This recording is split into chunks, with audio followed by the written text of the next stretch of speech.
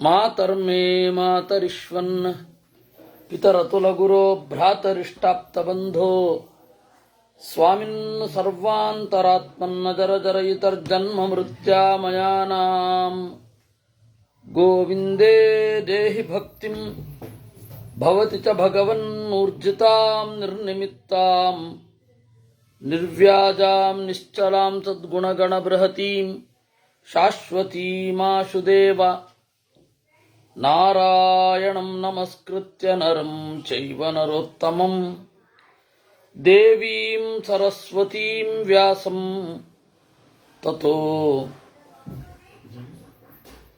ಜಯಮುದೀರಯೇ ವಿಜಾನತಾಂ ಅವಿತ್ತಸ್ಯ ಮಧ್ವಸ್ಯ ಜಗತಿ ಗುರೋಃ ಪೂರ್ವಾಚಾರ್ಯಮಹಿಷ್ಠಾನಾಂ ಇಯಂ ಪ್ರಣತಿಮಾಲಿಕಾ ಪೂರ್ಣಜ್ಞಾನಾಯ ವಿದ್ಮಹೇ ಪೂರ್ಣಾನಂದಾಯ ಧೀಮಹಿ ತನ್ನೋ ವ್ಯಾಸ ಪ್ರಚೋದಯಾತ್. 401ನೆಯ ನಾಮ ಅನಯಃ.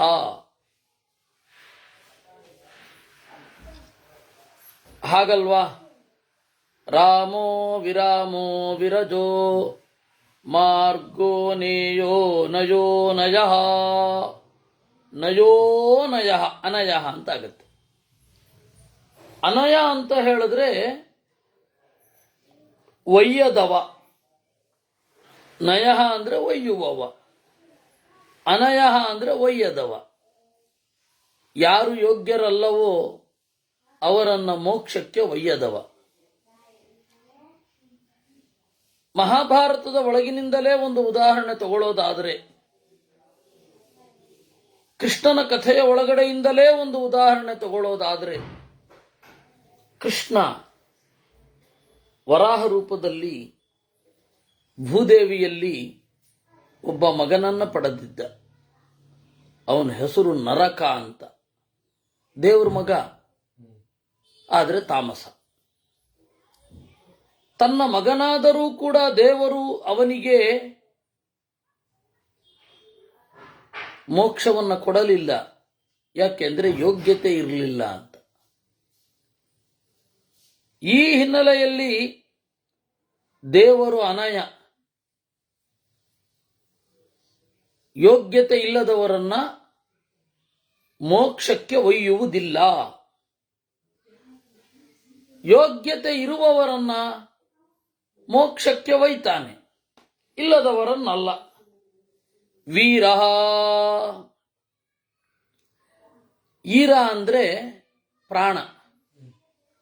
ಪ್ರಾಣನಿಗೂ ವಿಶಿಷ್ಟನಾಗಿರುವವ ವೀರ. ಈರಾದ್ವಿಶಿಷ್ಟ ವೀರ. ಇನ್ನು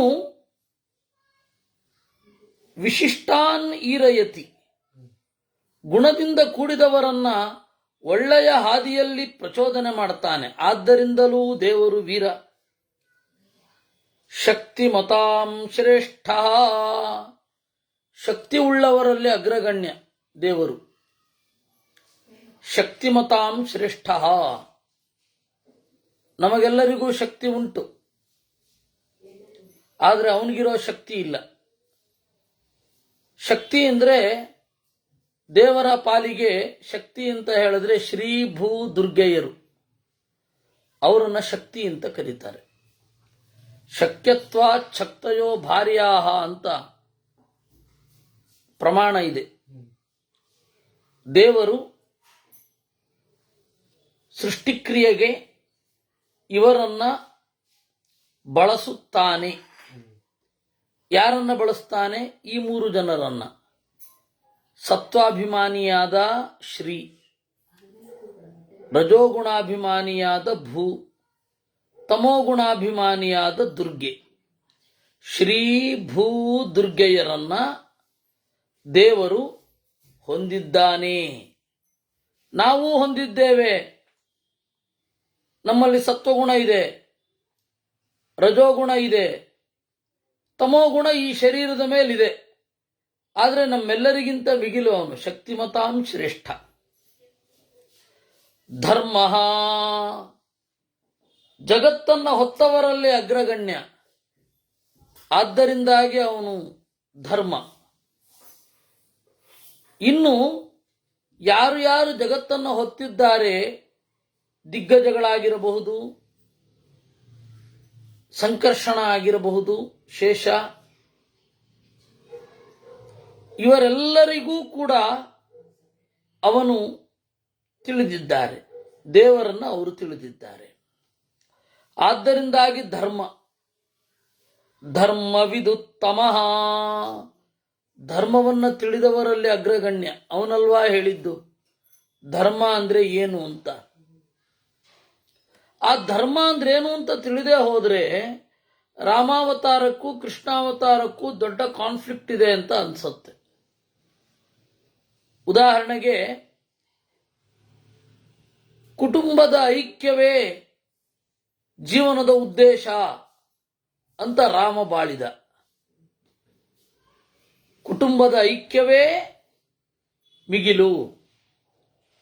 ಅವನು ಹೇಳ್ತಾನೆ, ಇಂದ್ರ ಪದವಿಯನ್ನಾದರೂ ಬಿಟ್ಟುಬಿಡ್ತೇನೆ, ಸೌಹಾರ್ದಂ ನ ಪರಿತ್ಯಜೆ, ಅಣ್ಣ ತಮ್ಮಂದಿರನ್ನು ಬಿಡಲ್ಲ ಅಂತ. ಅಪ್ಪ ನೀನು ಹೇಳಿದ್ರೆ ಭರತನಿಗೆ ನಾನಾಗೇ ಕೊಟ್ಟು ಬಿಡ್ತಾ ಇದ್ದೆ, ಭರತನಿಗೆ ಕೊಡಬಾರದ್ದು ಏನೂ ಇಲ್ಲ, ಕಡೆಗೆ ಸೀತೆಯನ್ನೂ ಕೂಡ. ಆ ಮಟ್ಟದಲ್ಲಿ ಮಾತನಾಡ್ತಾನೆ. ನನ್ನದು ಅಂತ ಅಭಿಮಾನ ನಾವು ಕಡೆ ತನಕ ಇಟ್ಕೊಳ್ಬಹುದಾದದ್ದು ಹೆಂಡತಿಯಲ್ಲಿ ಮಾತ್ರ. ಅಂತಹ ನಾನು ಅತ್ಯಂತ ಪ್ರೀತಿಸಿದ ನನ್ನ ಹೆಂಡತಿ ಸೀತೆಯನ್ನೂ ಕೊಟ್ಟು ಬಿಡ್ತೇನೆ ಅಂತಾನೆ. ಇಷ್ಟು ತೀವ್ರವಾಗಿ ಕುಟುಂಬದ ಬಗ್ಗೆ ಹೇಳುವ ರಾಮ ಕೃಷ್ಣನಾದಾಗ ಎದುರುಗಡೆ ಯಾರು ಬಂದರೂ ಸರಿ ಹೊಡಿ, ದೇಹ ಬೇರೆ ಆತ್ಮ ಬೇರೆ ಅಂತ. ಇವಾಗ ಅಲ್ಲಿ ಅದಿರ್ಲಿಲ್ವ? ಅವಾಗ ದೇಹ ಆತ್ಮ ಎರಡೂ ಒಂದೇ ಆಗಿತ್ತ? ಇಲ್ಲಿ ಮಾತ್ರ ಬೇರೆಯ? ಇಲ್ಲ. ರಾಮ ಕಾಡಿನಲ್ಲೇ ಇದ್ದು ದಶರಥ ರಾಜ್ಯಭಾರ ಮಾಡಿ ಭರತ ರಾಜ್ಯಭಾರ ಮಾಡಿದ್ರು ಧರ್ಮಕ್ಕೆ ತೊಂದರೆ ಆಗ್ತಾ ಇರಲಿಲ್ಲ. ಧರ್ಮ ಅಂದ್ರೆ ಒಳಗಡೆಯ ಮತ್ತೆ ಹೊರಗಡೆಯ ಶಿಸ್ತು. ಒಳಗಡೆಯ ಶಿಸ್ತು ಯಾವುದು? ಬ್ರಹ್ಮಚರ್ಯ, ಅಪರಿಗ್ರಹ, ಧ್ಯಾನ, ಇವುಗಳೆಲ್ಲ. ಹೊರಗಡೆಯ ಶಿಸ್ತು ಯಾವುದು? ಅಹಿಂಸಾ, ಸತ್ಯ, ಅಸ್ತೇಯ, ಕದಿಯದೇ ಇರೋದು, ಇವುಗಳೆಲ್ಲ ಹೊರಗಡೆಯ ಶಿಸ್ತು. ಈ ಒಳಗಡೆಯ ಹೊರಗಡೆಯ ಇನ್ನೊಂದು ಪರಿಭಾಷೆಯಲ್ಲಿ ನಾನು ಯಾವಾಗಲೂ ಹೇಳ್ತಾ ಇರ್ತೇನೆ, ಪಬ್ಲಿಕ್ ಡಿಸಿಪ್ಲಿನ್ ಮತ್ತೆ ಸೆಲ್ಫ್ ಡಿಸಿಪ್ಲಿನ್ ಅಂತ. ಎರಡು ಒಟ್ಟಿಗೆ ಇದ್ರೆ ಧರ್ಮ. ಆ ಎರಡೂ ಒಟ್ಟಿಗೆ ಇರುವ ಧರ್ಮವನ್ನ ಅವನು ತಿಳಿದಿದ್ದಾನೆ. ಅದಕ್ಕೆ ಗೀತೆಯ ಮೂಲಕ ಆ ಧರ್ಮವನ್ನ ಹೇಳಿದ್ದು. ನಿನ್ನ ಸಂಬಂಧಿಕರೇ ಆದರೂ ಕೂಡ ಧರ್ಮಕ್ಕೆ ಎರವಾದರೆ ಅವರನ್ನು ಕೊಂದು ಬಿಡು. ರಾಮಾವತಾರ ಕಾಲದಲ್ಲಿ ವ್ಯತ್ಯಾಸವೇ ಆಗ್ತಾ ಇರಲಿಲ್ಲ. ಆದ್ದರಿಂದಾಗಿ ಅವನು ಆಯ್ತು ಬಿಡ್ತೇನೆ ಎಂದ. ಈ ವಿಚಿತ್ರವಾದ ಧರ್ಮ ಅವನಿಗೆ ಗೊತ್ತು. ಧರ್ಮವೆತ್ತರಲ್ಲಿಯೇ ಅಗ್ರಗಣ್ಯ. ದ್ರೌಪದಿಯಂತಹ ಒಂದು ಕ್ಯಾರೆಕ್ಟರ್ ನಿಮಗೆ ರಾಮಾಯಣದಲ್ಲಿ ಸಿಗೋದೇ ಇಲ್ಲ. ಅಹಲ್ಯೆ ಇಂದ್ರನನ್ನ ಕೂಡಿದಳು, ಆದ್ದರಿಂದಾಗಿ ಪ್ರಾಯಶ್ಚಿತ್ತ ಮಾಡಿಕೊಂಡ್ಳು. ಸೀತೆ ಅಪವಾದ ಬಂತು ಸೀತೆಯ ಮೇಲೆ, ಅದಕ್ಕೆ ಬಿಡ್ತೇನೆ ಎಂದ. ಆದ್ರೆ 5 ಜನ ಗಂಡಂದಿರನ್ನ ಮದುವೆ ಆದವಳು ದ್ರೌಪದಿ, ಅವಳನ್ನು ಉಳಿಸಿದ. ಯಾಕೆಂದ್ರೆ ಧರ್ಮ ಗೊತ್ತಿದೆ ಅವನಿಗೆ. ಧಾರಕತ್ವ ಧರ್ಮ. ಹೀಗಾಗಿ ಈ ರಹಸ್ಯ, ಯಾರ ಧರ್ಮ ಏನು, ಯಾರ ಸ್ವಭಾವ ಏನು, ಇವುಗಳನ್ನು ತಿಳಿದವರಲ್ಲಿಯೇ ಅವನು ಉತ್ತಮ, ಅಗ್ರಗಣ್ಯ, ಧರ್ಮವಿದು ಉತ್ತಮ. ವೇದವ್ಯಾಸ ರೂಪದಿಂದ ಹೇಳ್ತಾನೆ, ಏತೇ ಧರ್ಮ ಮರುದಿಂದ್ರ ಅಂತ. ನೋಡು, ಇವರು 5 ಜನ ದೇವತೆಗಳು. ಈ 5 ಜನರ ಹೆಂಡತಿ ಒಂದೇ ಶರೀರದಲ್ಲಿದ್ದಾಳಷ್ಟೇ. ದ್ರೌಪದಿಯೂ ಏಕಪತ್ನಿಯೇ, ಆದ್ರೆ ಒಂದೇ ಶರೀರದಲ್ಲಿದ್ದಾಳೆ. ಜನರಿಗೆ ಗೊತ್ತಾಗತ್ತೆ ಅನ್ನೋದು. ಜನರಿಗೆ ಒಂದು ಶರೀರ, 5 ಜೀವ, ಒಂದೇ ಮನಸ್ಸು, ಈ ಕಾಂಪ್ಲೆಕ್ಸ್ ಹೇಳಿದ್ರೂ ಅರ್ಥ ಆಗಲ್ಲ. ಆ ಧರ್ಮವನ್ನ ತಿಳಿದವರು ಧರ್ಮವಿದರು. ಅವರಿಗೆ ತಿಳಿಸಿದ್ದು ವೇದವ್ಯಾಸ ರೂಪದಿಂದ ದೇವರು. ಹೀಗಾಗಿ ಧರ್ಮವಿದುತ್ತಮ. ವಾಸ್ತವಿಕವಾಗಿ ಇವತ್ತಿನ ನನ್ನ ಇಂಟರ್ಪ್ರಿಟೇಷನ್ ಭಿನ್ನವಾಗಿದೆ. ಕಾರಣ ಏನು ಅಂದರೆ, ನೆನ್ನೆ ಈ ಉಪನ್ಯಾಸ ಆದ ಕೂಡಲೇ ಫೋನ್ ಮಾಡಿದ್ರು ನಮ್ಮ ಸಮೀರ್ ಅವರು, ಕೋಲಾರದ ಸಮೀರು. ಅವರು ಹೇಳಿದ್ರು, ನೀವು ಮಹಾಭಾರತದ್ದೇ ದೃಷ್ಟಿಯನ್ನು ತೆಗೆದುಕೊಂಡು ವಿಷ್ಣು ಸಹಸ್ರನಾಮವನ್ನು ಯಾಕೆ ವ್ಯಾಖ್ಯಾನ ಮಾಡಬಾರದು ಅಂತ. ಅದಕ್ಕೆ ಆಯಿತು, ನಾನು ಪ್ರಯತ್ನ ಪಡ್ತೇನೆ. ಎಲ್ಲ ನಾಮಗಳಿಗೂ ಹೇಳಲಿಕ್ಕಾಗೋದಿಲ್ಲ, ಯಾವುದಾದ್ರೂ ಅಲ್ಲಿ ಇಲ್ಲಿ ಒಂದೊಂದು ನಾಮಗಳಿಗೆ ಹೇಳ್ತೇನೆ ಅಂತ ಹೇಳಿದೆ. ಅದರಂತೆ ಈ ಒಂದು ನಾಮ ಧರ್ಮವಿದುತ್ತಮ. ವೈಕುಂಠ ಪುರುಷ ಪ್ರಾಣ, ಪ್ರಾಣದ ಪ್ರಣವ ಪೃಥು, ಹಿರಣ್ಯಗರ್ಭ ಶತ್ರುಘ್ನ, ವ್ಯಾಪ್ತೋ ವಾಯುರಧೋಕ್ಷಜ. ವೈಕುಂಠ, ಕುಂಠ ಅಂತ ಹೇಳಿದ್ರೆ ಅಡ್ಡಿ, ವಿಘ್ನ. ಅಡ್ಡಿಯನ್ನು ನಾಶ ಮಾಡುವ ದೇವತೆಗಳು ವಿಕುಂಠರು. ಅವರ ಒಡೆಯ ವೈಕುಂಠ. ಕುಂಠ ಅಂದ್ರೆ ದೋಷ. ದೋಷ ಯಾರಲ್ಲಿ ಇಲ್ಲ ಅವನು ವೈಕುಂಠ. ಅವನಿರೋದ್ರಿಂದಾಗಿ, ಅವನ ಸಂಕಲ್ಪದಿಂದಾಗಿ ಲಕ್ಷ್ಮ್ಯಾತ್ಮಕವಾದ ಲೋಕವೂ ಕೂಡ ದೋಷವನ್ನು ಹೊಂದಿಲ್ಲ. ಆದ್ದರಿಂದ ಅದು ವೈಕುಂಠವೇ. ದೇವರ ಮನೆಗೆ ಯಾಕೆ ವೈಕುಂಠ ಅಂತ ಕರೀತಾರೆ? ದೇವರಿಗೆ ದೋಷವಿಲ್ಲ, ದೇವರ ಮನೆಗೂ ದೋಷವಿಲ್ಲ. ಇದು ದೇವರ ಮನೆ ಅಲ್ವೇನು? ಹೌದು, ಅಭಿವ್ಯಕ್ತ ಆಗೋಲ್ಲ. ಅಭಿವ್ಯಕ್ತಿಯನ್ನು ಇಟ್ಕೊಂಡು ಸಂಗತಿಯನ್ನ ಹೇಳೋದು. ವೈಕುಂಠ ಪುರುಷ,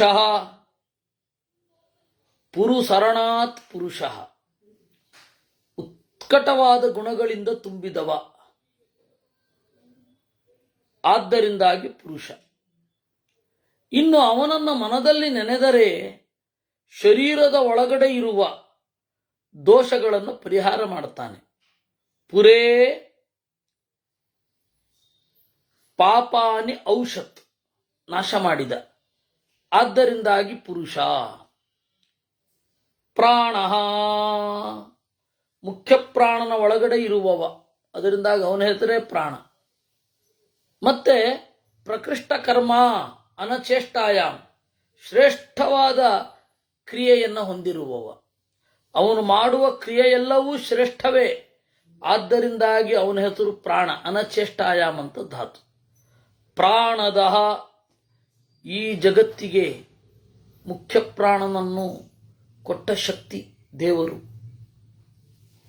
ಪ್ರಾಣಂ ದದಾತಿ. ಆಮೇಲೆ ಈ ಪ್ರಾಣನನ್ನ ಪ್ರಳಯದಲ್ಲಿ ನಾಶ ಮಾಡುವನು ಅವನೇ. ವಾಯುರನಿಲ ಮಮೃತ ಮಥೇದಂ ಭಸ್ಮಾಂತಂ ಶರೀರಂ ಅಂತ ಉಪನಿಷತ್ತು. ಮುಖ್ಯ ಪ್ರಾಣನ ಶರೀರವೂ ಕೂಡ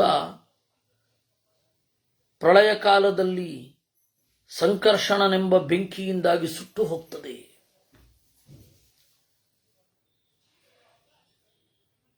ಅಂತಹ ಮುಖ್ಯ ಪ್ರಾಣನಿಗೆ ಮುಕ್ತಿಯನ್ನು ಕೊಡುವವನೇ ಕ್ರತೋಸ್ಮರ ಕೃತಂ ಸ್ಮರ, ಕ್ರತೋಸ್ಮರ ಕೃತಂ ಸ್ಮರ ಅಂತ.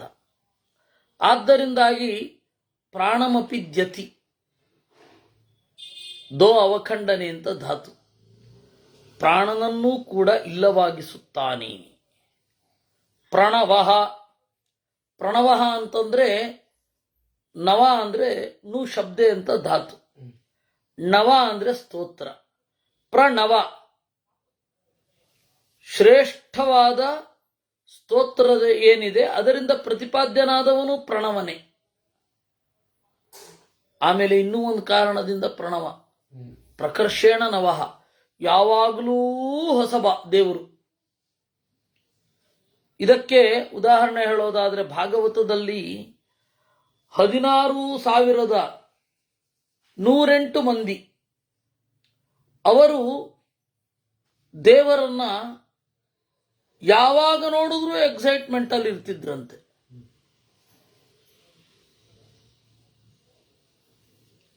ಅವನು ಪ್ರತಿ ದಿವಸ ನೋಡ್ತಾ ಇದ್ರು. ಯಾಸಾಂ ಗೃಹಾತ್ ಪುಷ್ಕರಲೋಚನಪತಿ ನಜಾತ್ವಪೈಕ್ತ್ಯ ಕೃತಿಭಿರ್ ಹೃದಯ ಸ್ಪೃಶನ್ ಅಂತ ಭಾಗವತ. ಯಾಸಾಂ ಗೃಹಾತ್, ಯಾವ 16,108 ಮಂದಿಯ ಮನೆಯಿಂದ ದೇವರು ಹೊರಗಡೆಯೇ ಹೋಗೋದಿಲ್ಲ, ಅಪರೂಪಕ್ಕೆ ಹೋದ ಹಾಗೆ ಮಾಡಿ ಒಳಗಡೆ ಬರ್ತಾನೆ. ಆಗಲೂ ಕೂಡ ಅದೇ ಉತ್ಕಂಠತೆಯಿಂದ, ಅಂದ್ರೆ ಅತಿ ಪರಿಚಯ ಆದ್ರಲ್ವಾ ಅವಜ್ಞೆ ಆಗೋದು. ದೇವರ ಅತಿ ಪರಿಚಯ ಆಗಲಿಕ್ಕೆ ಸಾಧ್ಯವೇ ಇಲ್ಲ. ಆದ್ದರಿಂದಾಗಿ ದೇವರನ್ನು ನೋಡುವಾಗ ಅದೇ ಎಕ್ಸೈಟ್ಮೆಂಟ್. ಈ ಹಿನ್ನೆಲೆಯಲ್ಲಿ ಪ್ರಕರ್ಷೇಣ ನವಃ ಪ್ರಣವಃ ಅಂತ ಯಾವಾಗಲೂ ಇದ್ದಾನೆ. ಇನ್ನು ಪ್ರಣವಃ ಪ್ರಕರ್ಷವಾದ ನ ಆನಂದ, ಆ ಆನಂದವನ್ನ ಜನರಿಗೆ ಕೊಡುವವ ಏನಂತ ಹೇಳ್ತಾರೆ? ಪ್ರಣವ. ಪೃಥುಃ, ಎಲ್ಲ ಶಾಸ್ತ್ರಗಳಲ್ಲಿಯೂ ಹೇಳಲಿಕ್ಕೆ ಮರ್ತೋಯ್ತು. ಓಂಕಾರಕ್ಕೆ ಪ್ರಣವ ಅಂತ ಯಾಕೆ ಕರೀತಾರೆ? ದೇವರನ್ನ ಸ್ತೋತ್ರ ಮಾಡುವ ಸಾಹಿತ್ಯದಲ್ಲೆಲ್ಲ ಅತ್ಯಂತ ದೊಡ್ಡದು. ಅದಕ್ಕೆ ಓಂಕಾರವನ್ನು ಪ್ರಣವ ಅಂತ ಕರೀತಾರೆ. ಆ ಶ್ರೇಷ್ಠವಾದ ಸಾಹಿತ್ಯವನ್ನ ಹೆಣ್ಣುಮಕ್ಕಳು ಉಚ್ಚಾರ ಮಾಡಬಹುದಾ ಅಂದ್ರೆ ಮಾಡಬಹುದು. ಯಾಕೆ ಅವರಿಗೆ ಉಚ್ಚಾರ ಮಾಡಬೇಡಿ ಅಂತ ಹೇಳಿದ್ದು ಅಂದ್ರೆ ಮನೆವಾಳತೆ ನೋಡ್ಕೊಳ್ಳಿಕ್ಕಾಗಲ್ಲ, ಅದಕ್ಕಷ್ಟೇ. ಆಮೇಲೆ ಈಗ ಹೇಳಬಹುದು, ಯಾರಿಗೆ ಒಂದು ಹಂತದಲ್ಲಿ ಮಕ್ಕಳು ಕೈಗೆ ಬಂದಿರ್ತಾರೆ ಅವರು ಓಂಕಾರ ಹೇಳಬಹುದು, ವೇದಾಧ್ಯಯನವನ್ನು ಮಾಡಬಹುದು. ಅದ್ರ ಪ್ರಣವ ಯಾಕೆ ಅಂದ್ರೆ ಪ್ರಕೃಷ್ಟ ನವಃ, ಸ್ತೋತ್ರಗಳಲ್ಲಿಯೇ ಉತ್ಕೃಷ್ಟವಾದದ್ದು. ನವೇಶು ಪ್ರಕೃಷ್ಟ ಪ್ರಣವ. ಆ ರೀತಿ ದೇವರನ್ನ ಸ್ತೋತ್ರ ಮಾಡುವ ಇನ್ನೊಂದು ಸಾಹಿತ್ಯವೇ ಇಲ್ಲ ಓಂಕಾರ. ಮತ್ತೆ ಎಲ್ಲ ಸಾಹಿತ್ಯವೂ ಅದಕ್ಕೆ ಉತ್ಕೃಷ್ಟವಾದ ಸ್ತುತಿ, ಆದ್ದರಿಂದ ಪ್ರಣವ ಅಂತ ಕರೀತಾರೆ. ಪೃಥುಃ, ಎಲ್ಲ ಶಾಸ್ತ್ರಗಳಲ್ಲಿ ಪ್ರಸಿದ್ಧನಾದವ. ನಿಮಗೆ ಮಹಾಭಾರತ ತಾತ್ಪರ್ಯ ನಿರ್ಣಯದಲ್ಲಿ ಒಂದು ಪ್ರಸಂಗ ಬರುತ್ತೆ. ಇವತ್ತಿನ ಮಹಾಭಾರತದಲ್ಲಿ ಅದು ಸಿಗೋಲ್ಲ. ಭೀಮಸೇನ ಕಾಳಿಯನ್ನ ಮದುವೆ ಆಗ್ತಾನೆ. ಕಾಳಿ ಅಂತ ಹೇಳಿದ್ರೆ ಭಾರತೀಯ ಶುದ್ಧವಾದ ರೂಪ. ಅಲ್ಲಿ ಯಾವ ಬೇರೆ ದೇವಿಯರ ಪ್ರವೇಶವೇ ಇರಲ್ಲ. ಅದರಿಂದಾಗಿ ಕಾಳಿ ಅಂತ ಅವಳನ್ನು ಮದುವೆ ಆಗುವಾಗ ಜರಾಸಂಧಾದಿಗಳೆಲ್ಲ ಅವನ ಮೇಲೆ ಆಕ್ರಮಣ ಮಾಡ್ಲಿಕ್ಕೆ ಬರ್ತಾರೆ, ಭೀಮಸೇನನ ಮೇಲೆ. ಸ್ವಯಂವರ ಗೆದ್ರೂ ಸಮಸ್ಯೆ, ಸ್ವಯಂವರ ಗೆದ್ದ ಮೇಲೂ ಅಟ್ಯಾಕ್ ಮಾಡಿದ್ದಾರೆ. ಜರಾಸಂಧ ಅವಾಗೆಲ್ಲ ದೊಡ್ಡ ತಂಟೆಕೋರ, ಗೆದ್ರ ಒಂಥರ ಗೆಲ್ದಿದ್ರೆ ಒಂಥರ. ಈ ಲೆಫ್ಟಿಸ್ಟ್ಗಳ ತರ. ಈ ಲೆಫ್ಟಿಸ್ಟ್ಗಳು ಅಷ್ಟೇ, ಅವ್ರಿಗೇನ್ ಬೇಕು ಅಂತ ಅವ್ರಿಗೆ ಗೊತ್ತಿಲ್ಲ. ನೋಡಿ ಅಮೇರಿಕಾ ನೋಡಿ, ಜಪಾನ್ ನೋಡಿ, ಚೀನಾ ನೋಡಿ ಎಷ್ಟು ಉದ್ಧಾರ ಆಗಿದೆ ಅಂತಾರೆ. ಆಯ್ತು, ಆ ತರಹದ ಉದ್ಯಮಗಳನ್ನ ನಾವು ಬೆಳೆಸ್ತೇವೆ ಅಂತಂದ್ರೆ ಮರ ಕಾಡ್ ನಾಶ ಆಗೋಗ್ತಾ ಇದೆ ಅಂತಾರೆ. ಅವ್ರಿಗೇನ್ ಬೇಕು ಅಂತ ಅವ್ರಿಗೇ ಗೊತ್ತಿಲ್ಲ ಸರಿಯಾಗಿ. ಇವ್ರು ಹೇಳಿದ್ರ ಪ್ರಕಾರ ಆಯ್ತಪ್ಪ ಭಾರತವನ್ನ ಹಿಂದೆ ಒಯ್ಯೋಣವೇ, ಅಂದ್ರೆ ಹಿಂದೆ ಇನ್ ದ ಸೆನ್ಸ್ ವೈರಾಗ್ಯದಿಂದ ಇದ್ದು ಬಿಡೋಣವೇ. ಅಯ್ಯೋ ರಾಮ, ಪ್ರಗತಿ ಇಲ್ಲದ ನಾಡು ಅಂತಾರೆ. ಸರಿ, ಪ್ರಗತಿ ಮಾಡೋಣವೇ, ಅಯ್ಯೋ ಕಾಡು ನಾಶ ಮಾಡ್ತಾ ಇದ್ದೀರಾ ಅಂತಾರೆ. ಒಂದೋ ನಿಮ್ಮ ಬಯಕೆಗಳನ್ನು ಮಿತಿಯಲ್ಲಿ ಇರಿಸಿಕೊಳ್ಳಿ. ನಿಮಗೇನ್ ಬೇಕು ಅಂತ ನಿಮಗೆ ಸ್ಪಷ್ಟತೆ ಕಲ್ಪನೆ ಇರಲಿ. ಅದು ಇಲ್ಲ. ನಾನು ವಾಕಿಂಗ್ ವಿತ್ ಮೈಂಡ್ ಅಂತ ಹೇಳಿ ಒಂದು ಪುಸ್ತಕ ಇದೆ. ವಾಕಿಂಗ್ ವಿತ್ ಮೈಂಡ್ ಜಗತ್ತಿನಾದ್ಯಂತ ಇರುವ, ವಿಶೇಷತಃ ಭಾರತದಲ್ಲಿ ಇರುವ ಬುದ್ಧಿಲದ್ದಿ ಜೀವಿಗಳ ಬರಹಗಳು.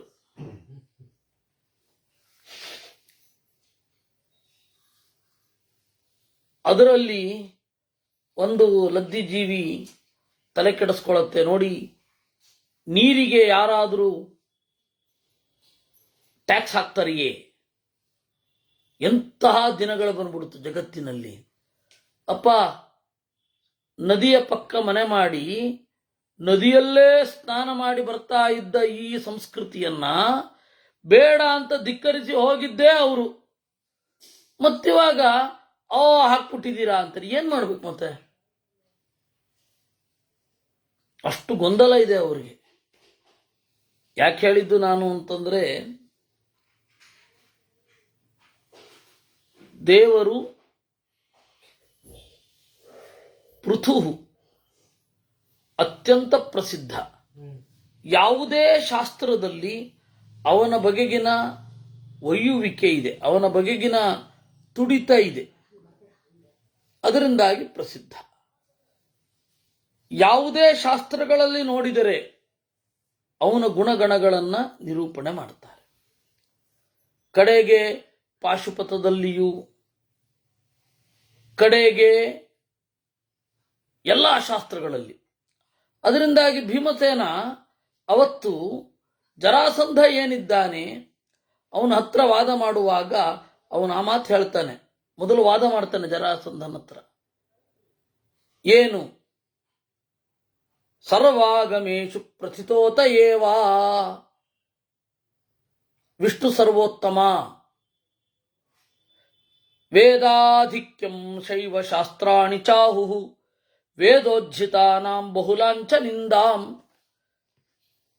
ವೇದವೇ ಮಿಗಿಲು ಅಂತ ಎಲ್ಲರೂ ಒಪ್ಕೊಂಡಿದ್ದಾರೆ. ವೇದ ಎಲ್ಲವೂ ಭಗವಂತನನ್ನ ಹೇಳುತ್ತೆ, ನಾರಾಯಣನನ್ನ ಹೇಳುತ್ತೆ ಅಂತನೂ ಅವರು ಒಪ್ಕೊಂಡಿದ್ದಾರೆ. ಆದ್ರೂ ಶಿವನನ್ನು ಸರ್ವೋತ್ತಮ ಅಂತನೂ ಹೇಳ್ತಾರೆ. ಶಾಸ್ತ್ರೀಯವಾಗಿ ಬಂದ್ರೆ ಅನಿವಾರ್ಯವಾಗಿ ಒಪ್ಪಿಕೊಳ್ಳಲೇಬೇಕಾದ ಸಂಗತಿಯನ್ನು ಒಪ್ಪಿಕೊಂಡಿದ್ದಾರೆ. ಕೆಲವೊಮ್ಮೆ ಅದಕ್ಕೆ ನೀವು ವೇದ ಓದಬೇಡಿ ಅಂತಾರೆ. ಗೊತ್ತಾಯ್ತಾ? ಯಾಕೆ ಅಂದ್ರೆ ಅದು ಹರಿಸರ್ವೋತ್ತಮತ್ವವನ್ನು ಹೇಳ್ತಾ ಇದೆ ಅಂತ. ಅದಕ್ಕೆ ವೇದ ಓದಬೇಡಿ ಅಂತ ಕೆಲವೊಂದು ಕಡೆ ಉಂಟು. ಅದರಿಂದಾಗಿ ಪ್ರಾಚೀನ ಗ್ರಂಥವನ್ನು ನೀವು ನೋಡಿದರೆ ಅದರಲ್ಲಿ ಒಂದು ಗೊತ್ತಾಗುತ್ತೆ. ವೇದ ಪ್ರತಿಪಾದ್ಯನಾದವನು ನಾರಾಯಣ, ಶಿವ ಆ ನಾರಾಯಣನ ಭಕ್ತರಲ್ಲಿ ಮಿಗಿಲಾದವನು. ಇವೆಲ್ಲ ಪ್ರಮೇಯಗಳು ಗೊತ್ತಾಗುತ್ತೆ. ಅದರಿಂದಾಗಿ ಪ್ರಸಿದ್ಧಿ ಯಾರಿಗಿರೋದು? ಸರ್ವತ್ರ ಪ್ರಸಿದ್ಧೋಪದೇಶಾತ್ ಅಂತ ಸೂತ್ರ, ಬ್ರಹ್ಮಸೂತ್ರ. ಅದಕ್ಕೆಲ್ಲರೂ ಇದೇ ರೀತಿ ವ್ಯಾಖ್ಯಾನ ಮಾಡಿದ್ದಾರೆ. ಎಲ್ಲ ಸಾಹಿತ್ಯಗಳಲ್ಲಿ ಪುರುಷನೇ ಪ್ರಸಿದ್ಧನಾಗಿದ್ದಾನೆ. ಪುರುಷ ಅಂದ್ರೆ ನಾರಾಯಣ. ಸರ್ವತ್ರ ಪ್ರಸಿದ್ಧೋಪದೇಶಾತ್, ಆ ಪ್ರಸಿದ್ಧನೇ ಇಲ್ಲಿ ಪೃಥು. ಹಿರಣ್ಯ ಗರ್ಭ, ಹಿತವಾದ ರಮಣೀಯವಾದ ಗುಣಗಳಿಂದ ತುಂಬಿದವ ಹಿರಣ್ಯ ಗರ್ಭ. ಶತ್ರುಘ್ನ, ದೇವಶತ್ರುಗಳನ್ನು ಕೊಲ್ಲುವವ.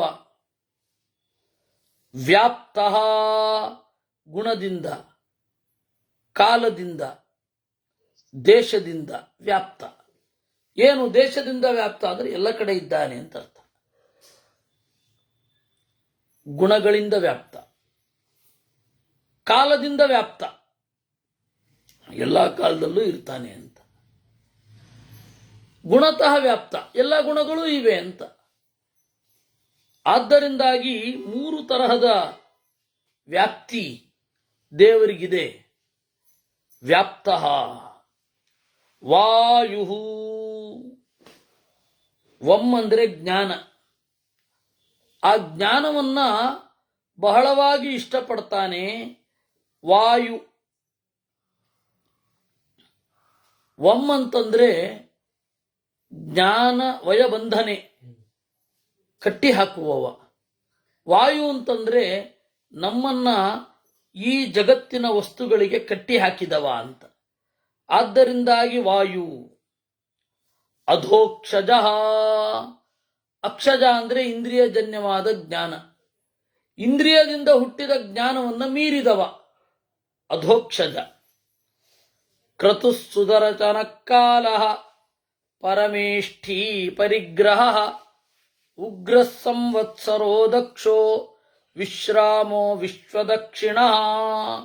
ಕ್ರತು ಯಜ್ಞಗಳಲ್ಲಿ ನೆಲೆಗೊಂಡವ, ಸುದರ್ಶನ ಚಕ್ರವನ್ನು ಹಿಡಿದವ. ಸುದರ್ಶನ ಅಂತಂದ್ರೆ ಒಳ್ಳೆ ಶಾಸ್ತ್ರವನ್ನು ಜಗತ್ತಿಗೆ ಕೊಟ್ಟವ. ಕಾಲ ಎಲ್ಲ ಗುಣಗಳಿಂದ ತುಂಬಿದವ.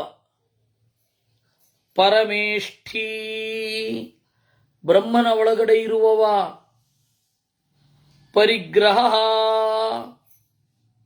ಭಕ್ತರು ಕೊಟ್ಟದ್ದನ್ನು ಪ್ರೀತಿಯಿಂದ ಸ್ವೀಕರಿಸಿದವ. ಯಾರು ಕೊಟ್ಟದ್ದನ್ನೂ ತೆಗೆದುಕೊಂಡವ.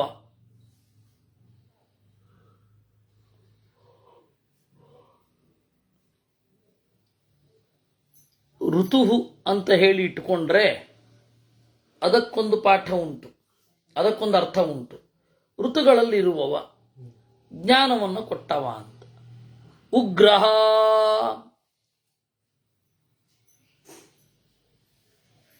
ಉಚ್ಚೈಹಿ ಗ್ರಸತಿ,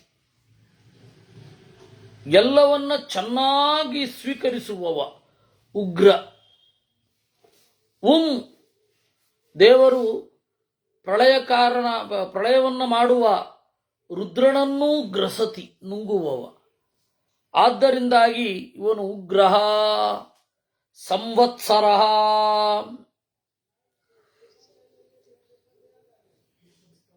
ಮಗುವಾಗಿ ದೇವಕಿಗೆ ಸಂತೋಷವನ್ನು ಕೊಟ್ಟವ.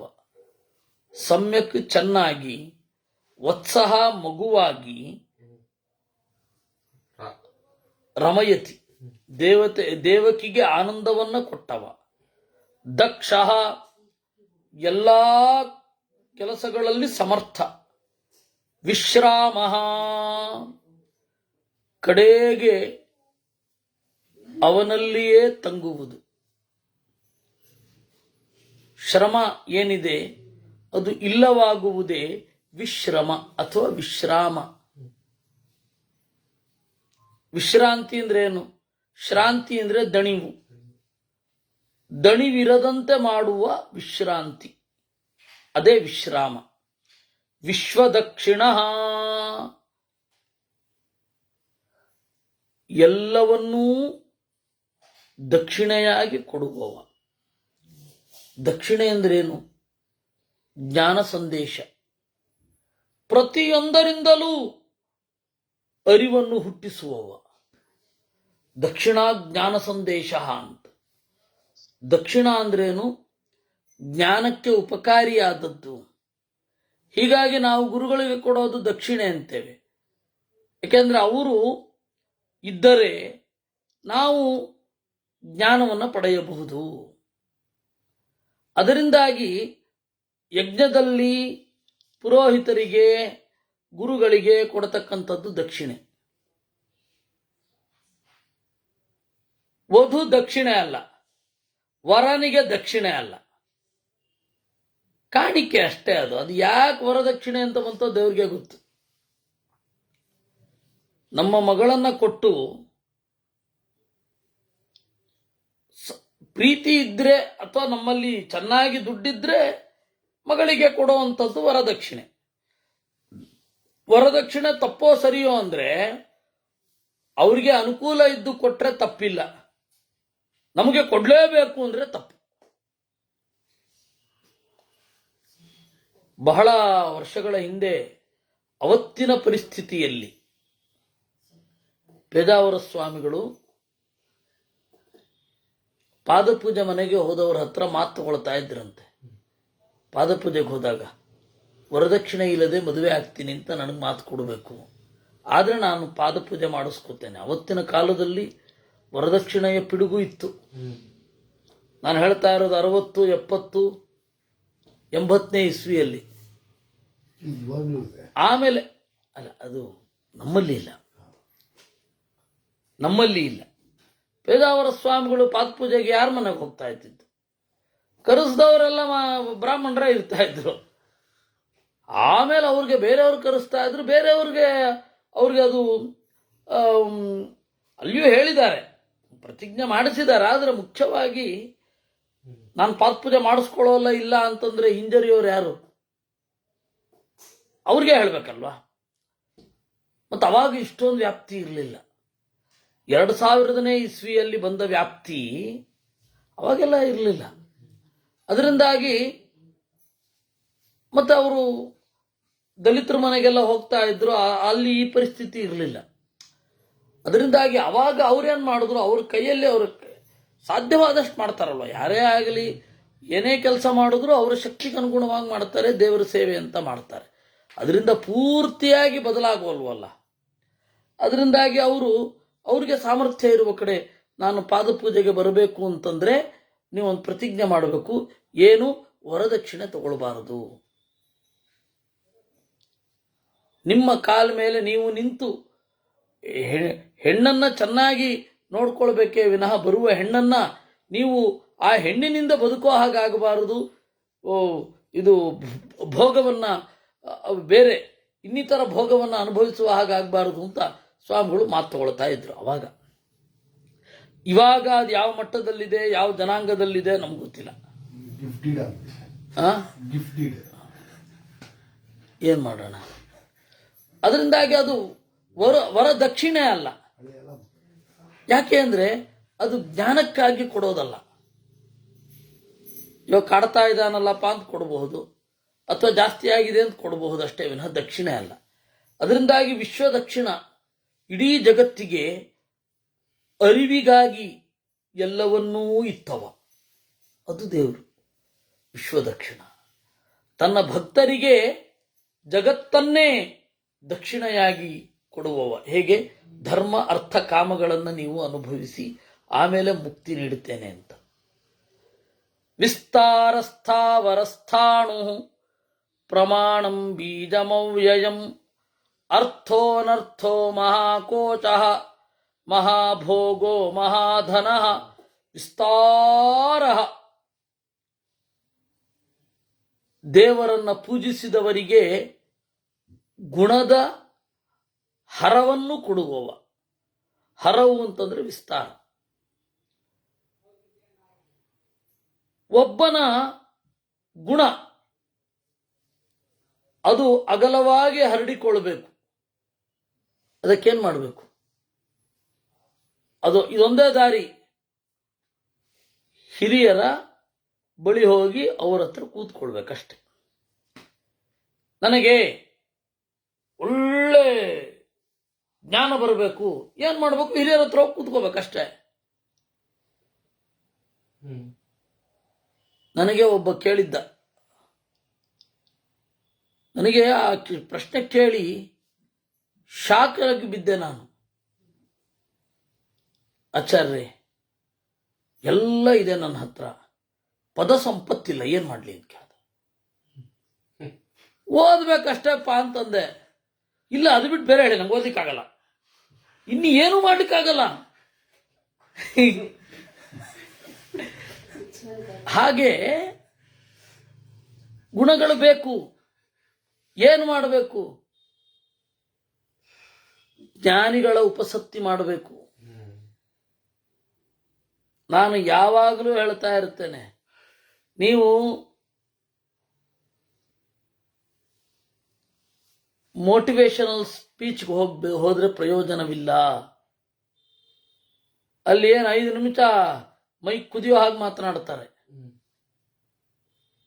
ಹೋ ಅಂತ 2-3 ದಿವಸನೂ ಇರಲ್ಲ ಅದು.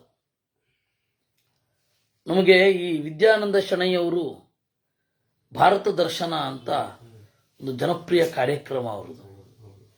ಏನು ಅದ್ಭುತವಾಗಿ ಮಾತನಾಡ್ತಾ ಇದ್ರು ಅವರು. 2 ದಿವಸ ಮಾತನಾಡಿದ್ರು ವಿದ್ಯಾಪೀಠದಲ್ಲಿ. ಬಂದಾಗ ಏನಾಯ್ತು, ಎಲ್ಲ ಕ್ರಿಕೆಟ್ ಆಡ್ತಾ ಇದ್ರು. ಬಹಳ ಬೇಸರ ಆಯ್ತು ಅವ್ರಿಗೆ. ಚೆನ್ನಾಗಿ ಮಾತನಾಡಿದ್ರು. ಮಾತನಾಡಿ ಕಡೆಯಲ್ಲಿ ಹೇಳಿದ್ರು, ಈ ವಿದ್ಯಾನಂದನಿಗೆ ಒಂದು ಭಿಕ್ಷೆ ಕೊಡಬೇಕು ನೀವು, ವಿದ್ಯಾಪೀಠದ ಹುಡುಗರೆಲ್ಲ. ಏನು, ಕ್ರಿಕೆಟ್ ಒಂದು ಆಡಬೇಡಿ, ನಮಗ್ ಬರ್ತಿದ್ದಿದ್ದೇ ಅದೊಂದು ಆಟ, ಇನ್ನೊಂದು ಆಟ ಗೊತ್ತಿಲ್ಲ ನಮಗೆ. ಫುಟ್ಬಾಲ್ ಆಡಿ, ವಾಲಿಬಾಲ್ ಆಡಿ, ಕ್ರಿಕೆಟ್ ಆಡಬೇಡಿ. ಸರಿ, ಮಾರನೇ ದಿವಸ ಬಹಳಷ್ಟು ಕಡಿಮೆ ಆಯ್ತು. 2 ದಿವಸ ಮತ್ಶೂರು. ಅವ್ರು ಇನ್ಯಾವುದಕ್ಕೂ ಬಂದಿದ್ರು, ಸ್ವಾಮಿಗಳನ್ನ ನೋಡ್ಲಿಕ್ಕೆ ಏನಕ್ಕೂ ಬಂದಿದ್ರು ಅವರು. ಅವಾಗಂದ್ರು, ನಾನಿಷ್ಟು ಹೇಳಿ ಪ್ರಯೋಜನ ಇಲ್ವಲ್ಲ ಅಂತ. ಆಮೇಲೆ ಏನೋ ಸಮಾಧಾನ ಮಾಡಿದ್ರು. ಅವಾಗ ಯಾರೋ ಇದ್ರು, ಅವರ ಸಮಾಧಾನ ಮಾಡಿದ್ರು. ಅಲ್ಲ ಹೇಳಿದ್ದು, ನೀವು ಆ ತರಹದ. ಆಮೇಲೆ ಇನ್ನೊಮ್ಮೆ ಕಾರ್ಗಿಲ್ ವೀರರ ಕಾರ್ಗಿಲ್ ವಿಜಯ ದಿವಸ್ ಬಗ್ಗೆ ಒಬ್ರು ಮಾತನಾಡಿದ್ರು. ನನಗೆ ಅವ್ರ ಹೆಸರು ಮರ್ತು ಹೋಗಿದೆ. ಇದು ರಾಷ್ಟ್ರೋತ್ಥಾನದಿಂದ ಬಂದು ಒಬ್ರು ಎಷ್ಟು ಚೆನ್ನಾಗಿ ಮಾತನಾಡಿದ್ರು ಅಂದ್ರೆ, ನಿರೂಪಕ ಕೈಗೆ ತಗೊಂಡು ಹೇಳಿದ. ಅದು ನಮ್ಮೆಲ್ಲರ ಮನಸ್ಸಿನ ಭಾವನೆ ಆಗಿತ್ತು. ಏನಾದ್ರೂ ಈ ಸಂದರ್ಭದಲ್ಲಿ ಗನ್ ಕೊಟ್ರೆ 20 ಜನ ಸಾಯಿಸ್ಬಿಡ್ತಾರೆ ಒಬ್ಬೊಬ್ರು, ಅಷ್ಟು ಉತ್ತೇಜಿತರಾಗಿದ್ದಾರೆ ನಿಮ್ಮ ಉಪನ್ಯಾಸ ಕೇಳಿ. ಸತ್ಯ, ಎಲ್ಲರಿಗೂ ಆ ಒಂದು ರೊಚ್ಚು ಬಂದ್ಬಿಟ್ಟಿತ್ತು. ಎಷ್ಟು ದಿವಸ? 2 ದಿವಸ. ಆದರೆ ಈ ಇಂದ್ರಿಯ ನಿಗ್ರಹ, ವಿದ್ಯೆಯಲ್ಲಿ ಒಳ್ಳೆಯ ಗತಿ, ಜ್ಞಾನದಲ್ಲಿ ನಿಷ್ಠೆ, ಇವುಗಳೆಲ್ಲ ಬರಲಿಕ್ಕೆ 1-2 ದಿವಸದಿಂದ 1-2 ಗಂಟೆಯಿಂದ ಸಾಧ್ಯ ಇಲ್ಲ. ಕೇಳ್ತಾ ಇರಬೇಕು, ಅವ್ರನ್ನ ನೋಡ್ತಾ ಇರಬೇಕು ಗುರುಗಳನ್ನ. ನಮಗೆ ಇವಾಗ ಏನೋ ಒಂದಿಷ್ಟು ಜನ ಮಹಾಭಾರತದ ಚಿಂತನೆಯನ್ನು ಕೇಳೋರಿದ್ದಾರೆ. ವಿದ್ಯಾಮಾನ್ಯರು ನಮಗೆ ಹೇಳ್ತಾ ಇದ್ರು, ಯಾರು ಬರದೇ ಹೋದ್ರು ಗೋಡೆಗೆ ತಿರುಗ್ಕೊಂಡು ಹೇಳಬೇಕು ನೀನು. ಶಾಸ್ತ್ರ ಪ್ರವಚನವನ್ನ ಮರೆಯಬಾರದು. ಶಾಸ್ತ್ರವನ್ನು ಹೇಳಬೇಕು. ಒಬ್ರು ಬರಲಿ, 2 ಬರಲಿ, 3 ಜನ ಬರಲಿ, ಮಾಡ್ಬೇಕಷ್ಟೇ. ಅವ್ರನ್ನ ನಾವು ನೋಡ್ತಾ ಇದ್ವಿ. ನೋಡಿ ನೋಡಿ ನೋಡಿ ಅದು ಸ್ಫೂರ್ತಿ ಬಂದದ್ದು. ಅವರು ರಾತ್ರಿ ಎಚ್ಚರ ಆಯ್ತು ಅಂದ್ರೆ ಅಲ್ಲೊಂದು ಟೇಬಲ್ ಲ್ಯಾಂಪ್ ಇತ್ತು, ಟಕ್ಕ ಹಾಕೊಳ್ಳೋರು, ಓದೋರು. ನಿದ್ರೆ ಬಂತ ಕೂಡಲೇ ಮಲ್ಕೊಳ್ಳೋರು. 20-25 ನಿಮಿಷ ಟಕ್ಕ ಹೇಳೋರು, ಸ್ನಾನಾದಿಗಳಿಗೆ ಹೋಗೋರು. ಅಂದ್ರೆ ಆ ತರಹ ಶಾಸ್ತ್ರವನ್ನ ಅಧ್ಯಯನ ಅಷ್ಟು ಮಾಡದೆ ಹೋದ್ರು ಅಟ್ಲೀಸ್ಟ್ ನಾವಿಲ್ಲ ಮಾಡಬೇಕು, ಇಷ್ಟಾದ್ರೂ ಓದಬೇಕು, ಇಷ್ಟಾದ್ರೂ ಚಿಂತನೆ ಮಾಡಬೇಕು ಅಂತ ನಾವು ಅನ್ಕೊಂಡಿದ್ದೇವೆ. ಇದೆಲ್ಲ ಕೇಳಿ ಬಂದದ್ದಲ್ಲ, ಉಪಸತ್ತಿ ಮಾಡಿ ಬಂದದ್ದು. ನೀವು ಪೇಜಾವರ ಸ್ವಾಮಿಗಳ ಜೊತೆಗೆ ಒಂದು ದಿನ ಕಳಿಬೇಕಿತ್ತು. ಹೇಗಿರೋದು ಅವ್ರ ದಿನಚರಿ? ಏನೇ ಆದರೂ ದಿವಸದಿಷ್ಟು ಪಾರಾಯಣ ಅದು ಬಿಡ್ತಾ ಇರಲಿಲ್ಲ. ಅವರು ದಿವಸದ ಪಾರಾಯಣದಲ್ಲಿ ವಾಯುಸ್ತುತಿ ಒಂದು 4-5 ಬಾರಿ ಇದಾಗಬೇಕು, ಪುರಶ್ಚರಣೆ ಆಗಬೇಕು. ಆಮೇಲೆ ಮಂಗಳಾಷ್ಟಕದಿಂದ ಶುರು. ಲಕ್ಷ್ಮೀರ್ಯಸ್ಯ ಪರಿಗ್ರಹ ಕಮಲಭೂ ಅದಾಗಬೇಕು.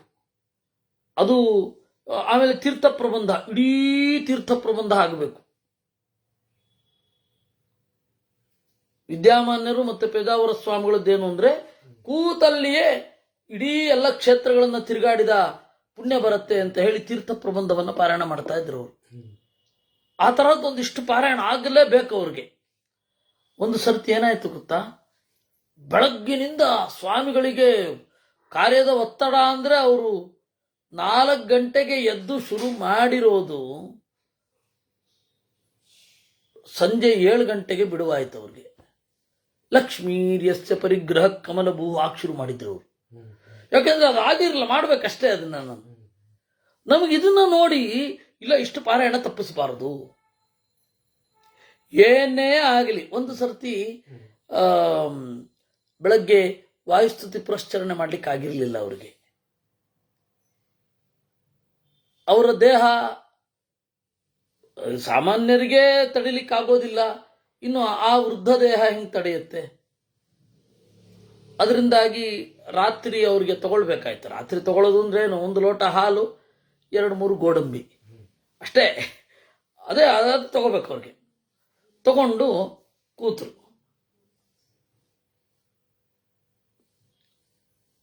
ಪ್ರಾಣನ ಪ್ರತೀಕ ಅಂತ ಹೇಳಿ ಸರ್ವಮೂಲ ಗ್ರಂಥವನ್ನೇ ಇಟ್ಟು ಹೂವಿನಿಂದ ಅರ್ಚನೆ ಮಾಡಿದ್ರು. ಇಷ್ಟು ಹೂ ತರಿಸ್ಕೊಂಡು, ಅಂದ್ರೆ ಅದನ್ನು ಯಾವತ್ತೂ ಬಿಡ್ಲಿಲ್ಲ ಅವರು. ವಾಯುಸ್ತುತಿಯನ್ನ ಯಾವತ್ತೂ ಬಿಡ್ಲಿಲ್ಲ ಅವರು. ಅಂದ್ರೆ ಇದು ಇಷ್ಟಾಗಬೇಕು ಅಂದ್ರೆ ಆಗ್ಲೇಬೇಕು. ಈ ಗುಣಗಳನ್ನೆಲ್ಲ ನೋಡಿ ನಮಗೆ ಗುಣ ಬರೋದು. ಗುರುಗಳನ್ನು ಉಪಾಸನೆ ಮಾಡಿ, ತಂದೆಯನ್ನ ನೋಡಿ, ತಾಯಿಯನ್ನ ನೋಡಿ ನಮಗೆ ಗುಣಗಳು ಬರಬೇಕು. ನಾವು ಹೇಳಿದ್ರೆ ಬರಲ್ಲ ಅವರಿಗೆ, ನಾವು ನೋಡ್ತಾ ಇರಬೇಕು. ನಾವು ಮಾಡ್ತಾ ಇದ್ರೆ ಅವ್ರಿಗೆ ಬರುತ್ತೆ. ಗುರುಗಳು ಮಾಡ್ತಾ ಇರೋದ್ರಿಂದಾಗ ನಮಗೆ ಬರುತ್ತೆ. ಹೀಗೆ ಓದ್ತಾ ಇದ್ರು, ಹಾಗೆ ಓದ್ತಾ ಇದ್ರು ಅಂತ. ಅದರಿಂದಾಗಿ ದೇವರನ್ನ ಸಮೀಪದಿಂದ ನೋಡಿ, ದೇವರ ಗುಣಗಳು, ದೇವರ ಕ್ರಿಯೆಗಳನ್ನೆಲ್ಲ ನೋಡಿ ಅದನ್ನ ಅಳವಡಿಸಿಕೊಂಡವರು ಬಹಳ ಜನ. ಹೀಗೆ ವಿಸ್ತಾರ, ಗುಣ ವಿಸ್ತಾರವನ್ನ ಮಾಡುವವ. ನನಗೆ ಅತ್ಯಂತ ಆತ್ಮೀಯರಾದವರೊಬ್ರು, ಅವರು ಲ್ಯಾಂಡ್ಮಾರ್ಕ್ ಫೋರಂ ಹೋದ್ರು. ಏನೋ ಬದಲಾಗ್ತೀನಿ ಅಂತ 4 ದಿವಸ ಅವ್ರ ಹೆಂಡತಿಯನ್ನ ಬಲಾತ್ಕಾರವಾಗಿ ಪ್ರೀತಿಯಿಂದ ಮಾತಾಡಿಸ್ತಾ ಇದ್ರು. ಆಮೇಲೆ ಮತ್ತೆ ಯಥಾ ಪ್ರಕಾರ. ಅದರಿಂದಾಗಿ ಅದು ನೀವು ಹಂಗೆ ಕೇಳಿದ್ರೆ ಬರೋಲ್ಲ, ಹಾಗೆ ನೋಡಿದ್ರೆ ಬರೋಲ್ಲ. ಇವತ್ತಿನ ಜನರಿಗೆ ಏನಾಗಿದೆ ಅಂತಂದ್ರೆ, ಯಾವುದೋ ಒಂದು ಶಿಬಿರಕ್ಕೆ ಹೋಗೋದು ಒಳ್ಳೇದು, ಆದರೆ ಯಾವುದೋ ಒಂದು ಮೋಟಿವೇಶನಲ್ ಸ್ಪೀಚ್ ನೋಡು, ಅದನ್ನ ನೋಡು, ಅದರಿಂದೆಲ್ಲ ಬಂದ್ಬಿಡುತ್ತೆ ಅಂತ. ಎಲ್ಲ ಸುಳ್ಳದು. ಇವತ್ತಿನ ದೊಡ್ಡ ಒಂದು ಏನೋ ಹೇಳ್ತಾರೆ, ದೊಡ್ಡ ಹಗರಣ ಅಂತ ಏನಾದರೂ ಇದ್ರೆ ಈ ಮೋಟಿವೇಶನಲ್ ಸ್ಪೀಚ್ಗಳದ್ದು. 15 ದಿವಸ ಬನ್ನಿ, ಇಷ್ಟು ಕಟ್ಟಿ ಅಂತ ಹೇಳ್ತಾರೆ. ಇವ್ರಿಗೆ ಗೊತ್ತಿಲ್ಲ, ಅಷ್ಟು ಕಟ್ಟಿ ಹೋಗ್ತಾರೆ, ಅದು ಬರಬೇಕು ಅಂತ ಇಲ್ಲ. ಅದೇ ಗುರುಗಳನ್ನ ನೋಡ್ತಾ ಬೆಳಿತಿರ್ತಾರಲ್ಲ, ಅಥವಾ ಯಾವುದಾದ್ರು ಒಂದು ಒಳ್ಳೆ ವ್ಯಕ್ತಿತ್ವವನ್ನ ನೋಡ್ತಾ ಬೆಳಿತಿರ್ತಾರಲ್ಲ, ಅವ್ರಿಗೆ ಅದು ಬೇಕಾಗಿಲ್ಲ, ಸಹಜವಾಗಿ ಬಂದ್ಬಿಟ್ಟಿರುತ್ತೆ. ಅದರಿಂದ ದೇವರು ಉಪಾಸನೆ ಮಾಡಿದವರ ಗುಣಗಳನ್ನು ವಿಸ್ತರಿಸುತ್ತಾನೆ. ಅದಕ್ಕೆ ವಿಸ್ತಾರ.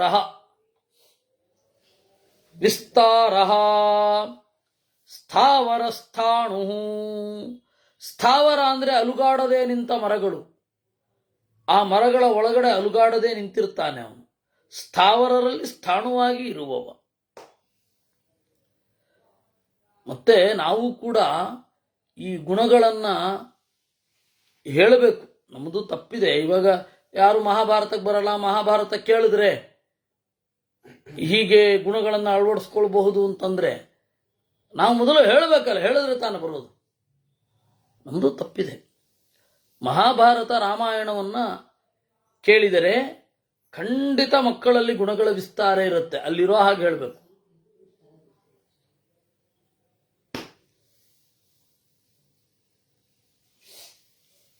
ಮೊನ್ನೆ ನಾನು ಸಿರುಗುಪ್ಪಗೆ ಹೋಗಿದ್ದೆ. ಸಿರುಗುಪ್ಪದಲ್ಲಿ ಅಲ್ಲಿ ಯಾರೋ ಒಬ್ರು ಕೇಳಿದ್ರಂತೆ, ಇವರು ಹೋಗಿ, ನೀವು ಮಹಾಭಾರತ ಹೇಳಬೇಕು. ಯಾಕಪ್ಪ ಮಹಾಭಾರತ, ಯಾರಪ್ಪ ಕೇಳ್ತಾರೆ? ಶ್ರೀನಿವಾಸ ಕಲ್ಯಾಣವೋ ಹರಿಕಥಾಮೃತ ಸಾರವೋ ಏನಾರು ಮಾಡೋಣ. ಇಲ್ಲ ನಾವು ಈ ಸರ್ತಿ ಮಹಾಭಾರತ ಚಿಂತನೆ ಅಂತ ಇಡಿಸ್ಬಿಟ್ಟಿದ್ದೀವಿ, ನೀವು ಇಡಬೇಕು. ಹೌದೇ, ಸರಿಯಪ್ಪ, ನನಗೆ PDF ಕಳಿಸಿ. ಅದು ಏನು ಹಿಂದೆ ಮೂರು ದಿವಸದ ಹಿಂದೆ ಫೋನ್ ಮಾಡಿದಾಗ PDF ಕಳಿಸಿ ಹೇಳ್ತೀನಿ. PDF ಇವ್ರ ಹತ್ರ ಎಲ್ಲಿರುತ್ತೆ? ಇವ್ರ ಹತ್ರ ಇರುತ್ತೆ ಅಂತ ಅವ್ರು ಅಂದ್ಕೊಂಡಿದ್ರು. ಕಡೆಗೆ ಏನೋ ಮಾಡಿ PDF ಕಳಿಸಿದ್ರು. ಏನೋ ಮಾಡಿ ಅದು ನೋಡಿದರೆ ಅವರು ಮಹಾಭಾರತಕ್ಕೆ ಬರಲೇ ಇಲ್ಲಂತೆ. ಜನರನ್ನ ಯಾವ ಪರಿ ನಗಿಸ್ತಾ ಇದ್ರು ಅಂದ್ರೆ, ಒಬ್ರು ಬಂದು ಹೇಳಿದ್ರಂತೆ, ಆಚಾರ್ಯ ಬಹಳ ನಗ್ಸಿದ್ರಿ, ಹೊಟ್ಟೆ ಹುಣ್ಣಾಗೋಯ್ತು. ಸಾಕೋ ಇನ್ನು ಬೇಕು ಅಂದ್ರಂತೆ. ಇನ್ನೂ ಬೇಕು ಆಚಾರ್ಯ ಏನ್ಬಿಟ್ಲಂತ. ಈ ತರಹ ನಾವು ಒಂದು ತಪ್ಪಿದೆ. ನಾವು ಇದರಲ್ಲಿರುವ ಗುಣಗಳನ್ನ ನಗಿಸ್ಬೇಕು ಅಂತೇನ್ರಿ, ಇದರಲ್ಲಿರುವ ಗುಣಗಳನ್ನ ಹೇಳಬೇಕು ಅಷ್ಟೇ. ಅದರಿಂದಾಗಿ ಪ್ರಮಾಣ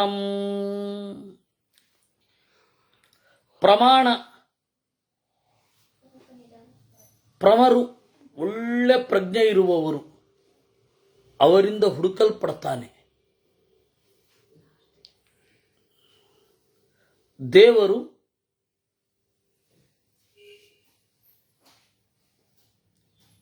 ಜ್ಞಾನಿಗಳ ಹುಡುಕುವಿಕೆಗೆ ಒಳಗಾಗುತ್ತಾನೆ. ಪ್ರಮಾಣ ಬೀಜಂ, ವಸ್ತುವಿನಲ್ಲಿ ಇರುವ ಗುಣಗಳನ್ನು ಅಭಿವ್ಯಕ್ತಿಸುತ್ತಾನೆ.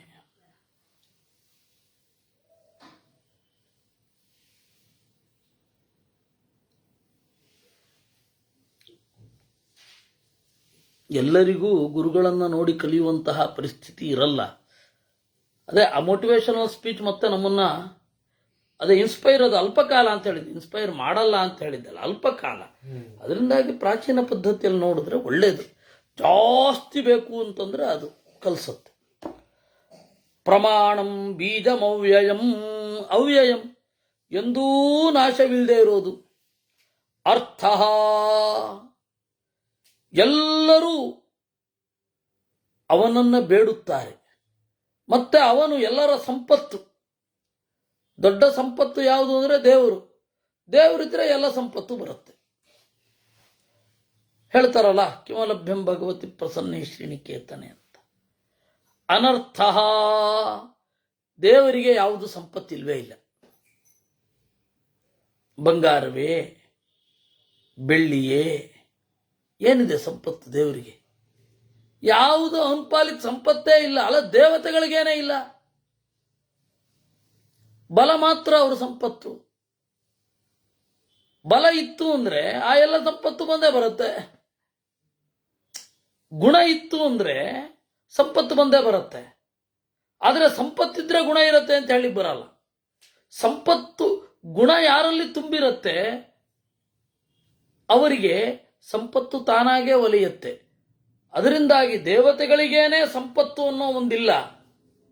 ಅವರ ಸಂಪತ್ತು ದಾಯ ಅವರ ಮಕ್ಕಳಿಗೆ ಹೋಗುತ್ತೆ ಅಂತ ಇಲ್ಲ. ವಾರಸುದಾರ ಅನ್ನೋ ಕಾನ್ಸೆಪ್ಟ್ ಇಲ್ಲ ದೇವತೆಗಳಿಗೆ. ದೇವತೆಗಳಿಗೆ ಹೀಗೆ ಅಂದ್ರೆ ಆ ದೇವತೆಗಳ ಒಡೆಯ ದೇವರು. ಅನರ್ಥ, ಅವನ ಪಾಲಿಗೆ ಸಂಪತ್ತು ಅಂತ ಯಾವುದೂ ಇಲ್ಲ. ಅನರ್ಥ. ಮಹಾಕೋಶ, ಬ್ರಹ್ಮಾಂಡವೆಂಬ ದೊಡ್ಡ ಕೋಶವೇ ಅವನದ್ದು. ದೊಡ್ಡ ಚೀಲದವ. ಕೋಶ ಅಂದ್ರೆ ಚೀಲ, ದೊಡ್ಡ ಚೀಲ. ಯಾವುದು? ಬ್ರಹ್ಮಾಂಡ ಅನ್ನೋದೇ ಅವನ ಚೀಲ. ಮಹಾಭೋಗ, ಹಿರಿದಾದ ಭೋಗ. ಅವನಿಗಿರೋ ಅಷ್ಟು ಭೋಗ ಯಾರಿಗಿದೆ? ಏತಸ್ಯ ಆನಂದಸ್ಯ ಮಾತ್ರಾಂ ಅನ್ಯ ಉಪಜೀವಂತಿ ಅಂತ. ಈ ದೇವರ ಆನಂದದ ಯಾವುದೋ ಒಂದು ತುಣುಕನ್ನ ಬಳಸ್ತಾರೆ ಜನ ಎಲ್ಲ, ಅಷ್ಟೇ, ಬೇರೆ ಹೊಂದಲಿಕ್ಕಾಗೋಲ್ಲ. ಮಹಾಧನ, ಅರಿವೆಂಬ ಹಣ, ಅದನ್ನ ಜಗತ್ತಿಗೆ ಕೊಟ್ಟವ. ಇಷ್ಟು ನಾವು 436 ನಾಮಗಳನ್ನು ನೋಡಿದ್ದೇವೆ. 437ನೆಯ ನಾಮದಿಂದ ಮತ್ತೆ ನಾವು ನಾಳೆ ನೋಡೋಣ ಅಂತ ಹೇಳ್ತಾ ಇವತ್ತಿನ ಚಿಂತನೆಯನ್ನ ದೇವರಲ್ಲಿ ಅರ್ಪಿಸೋಣ. ಕೃಷ್ಣಾರ್ಪಣಮಸ್ತು.